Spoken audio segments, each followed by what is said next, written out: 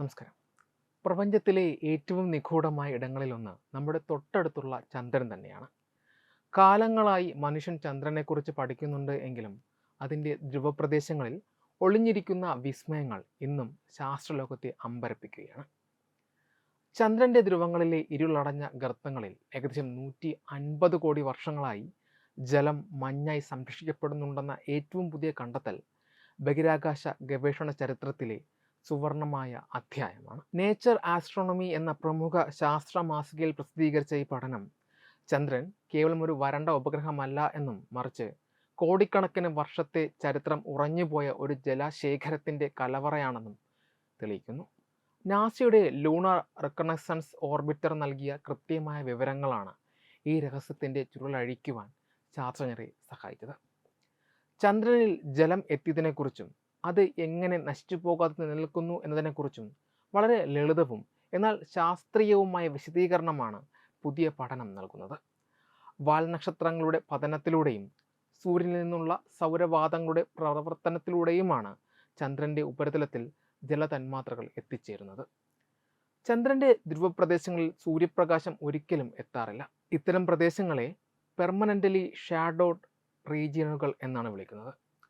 ചന്ദ്രൻ്റെ അച്ചുതണ്ടിൻ്റെ ചരിവിലുണ്ടാകുന്ന നേരിയ മാറ്റങ്ങൾക്കനുസരിച്ച് ഇത്തരം ഇരുളടഞ്ഞ പ്രദേശങ്ങളുടെ വ്യാപ്തിയും മാറിക്കൊണ്ടിരിക്കും.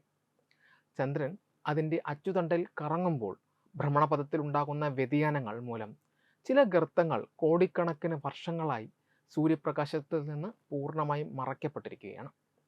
ഈ ഗർത്തങ്ങളിലെ താപനില -261 ഡിഗ്രി ഫാരൻഹീറ്റിലും താഴെയാണ്. ഇത്രയും കുറഞ്ഞ താപനിലയുള്ള ഈ പ്രദേശങ്ങൾ പ്രകൃതിദത്തമായ ശീതീകരണ അറകളായി പ്രവർത്തിക്കുന്നു. ഇവിടെ എത്തുന്ന ജലതന്മാത്രകൾ ഉടൻ തന്നെ മഞ്ഞായി മാറുകയും ബാഷ്പീകരണത്തിന് വിധേയമാകാതെ അവിടെ തന്നെ ഉറച്ചു നിൽക്കുകയും ചെയ്യുന്നു. ഈ ഗവേഷണത്തിലെ ഏറ്റവും വിപ്ലവകരമായ കണ്ടെത്തൽ ചന്ദ്രനിലെ മഞ്ഞുപാളികളുടെ പ്രായവും അവയുടെ വിതരണ രീതിയുമാണ്. ഏകദേശം 10 കോടി വർഷങ്ങൾക്ക് മുൻപ് രൂപപ്പെട്ട പുതിയ ഗർത്തങ്ങളിൽ ഉപരിതലത്തിൽ തന്നെ മഞ്ഞ് കാണപ്പെടുമ്പോൾ 150 കോടി വർഷത്തോളം പഴക്കമുള്ള ഗർത്തങ്ങളിൽ മഞ്ഞ് മണ്ണിൻ്റെ ആഴത്തിലുള്ള പാളികൾക്കിടയിലാണ് ഒളിഞ്ഞിരിക്കുന്നത്. ചന്ദ്രൻ്റെ ഉപരിതലത്തിലെ പൊടിപടലങ്ങളും ഉൽക്കകളുടെ പതനവും മൂലം കാലക്രമേണ ഈ മഞ്ഞുപാളികൾക്ക് മുകളിൽ വലിയ മണ്ണിൻ്റെ പാളികൾ രൂപപ്പെടുകയായിരുന്നു. ഇത് മഞ്ഞിനെ ബാഹ്യശക്തികളിൽ നിന്ന് കൂടുതൽ സുരക്ഷിതമാക്കി. ചന്ദ്രൻ കാലങ്ങളായി അല്പം പോലും ജലം പാഴാക്കാതെ അവ സമ്പാദിച്ചു വെക്കുകയായിരുന്നു എന്ന് വേണം ഇതിൽ നിന്നും മനസ്സിലാക്കാൻ. വിവിധ കാലഘട്ടങ്ങളിലെ മഞ്ഞുപാളികൾ വ്യത്യസ്തമായ ആഴങ്ങളിൽ കാണപ്പെടുന്നത് ചന്ദ്രൻ്റെ ഭൗമശാസ്ത്രപരമായ ചരിത്രം പഠിക്കുവാനും ശാസ്ത്രജ്ഞർക്ക് സഹായകമാകും. ഭാവിയിൽ മനുഷ്യൻ നടത്തുന്ന ബഹിരാകാശ ദൗത്യങ്ങളിൽ ഈ മഞ്ഞുപാളികൾക്കും നിർണായകമായ പങ്കുണ്ടാകും. നാസയുടെ ആർടെമിസ് ദൗത്യത്തിലൂടെ ചന്ദ്രനിൽ മനുഷ്യൻ്റെ സ്ഥിര സാന്നിധ്യം ഉറപ്പാക്കാൻ ശ്രമിക്കുമ്പോൾ ഈ ജലശേഖരം ഏറ്റവും വലിയ പ്രകൃതിദത്ത വിഭവമായി മാറും. ചന്ദ്രനിലെ ഈ മഞ്ഞിനെ വേർതിരിച്ചെടുത്ത് ശുദ്ധമായ കുടിവെള്ളമായി ഉപയോഗിക്കുവാൻ സാധിക്കും. കൂടാതെ ജലത്തെ വൈദ്യുത വിശ്ലേഷണത്തിന് വിധേയമാക്കി ഹൈഡ്രജനും ഓക്സിജനുമായി വേർതിരിക്കാം. ഹൈഡ്രജൻ റോക്കറ്റുകൾക്ക് ആവശ്യമായ മികച്ച ഇന്ധനമാകുമ്പോൾ ഓക്സിജൻ ബഹിരാകാശ സഞ്ചാരികളുടെ ജീവൻ രക്ഷാ സംവിധാനങ്ങൾക്കായി ഉപയോഗിക്കാം. ഭൂമിയിൽ നിന്ന് വലിയ ഭാരമുള്ള ഇന്ധനവും ഓക്സിജനും ചന്ദ്രനിലേക്ക് കൊണ്ടുപോകുന്നതിലെ ഭീമമായ ചിലവ് ഇതോടെ ഒഴിവാക്കാൻ സാധിക്കും. ചുരുക്കത്തിൽ ചന്ദ്രനിലെ ഈ മഞ്ഞുശേഖരം ഒരു ബഹിരാകാശ ഗ്യാസ് സ്റ്റേഷൻ പോലെ പ്രവർത്തിക്കും.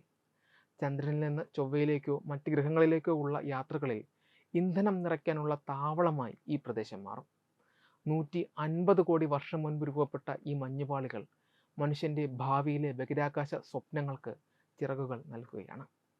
അത്യാധുനിക സാങ്കേതിക വിദ്യകൾ ഉപയോഗിച്ച് ഈ മഞ്ഞ് ഖനനം ചെയ്തെടുക്കുന്നതിന് വെല്ലുവിളി ഉണ്ട് എങ്കിലും പ്രപഞ്ച പര്യവേക്ഷണത്തിൻ്റെ പുതിയ വാതിലുകളാണ് ഇതിലൂടെ തുറക്കപ്പെടുന്നത്. ചന്ദ്രൻ ഒളിപ്പിച്ചു വെച്ച ഈ ശീതീകരിച്ച രഹസ്യം നാളത്തെ തലമുറയുടെ ആകാശയാത്രകൾക്ക് കരുത്തു പകരുമെന്ന കാര്യത്തിൽ സംശയമില്ല. ശാസ്ത്രം കൈവരിച്ച ഈ വിജയം മനുഷ്യരാശിയുടെ വളർച്ചയിലെ തന്നെ മറ്റൊരു വലിയ നാഴികക്കല്ലായി മാറുകയാണ്. Web desk Tatwamayi TV.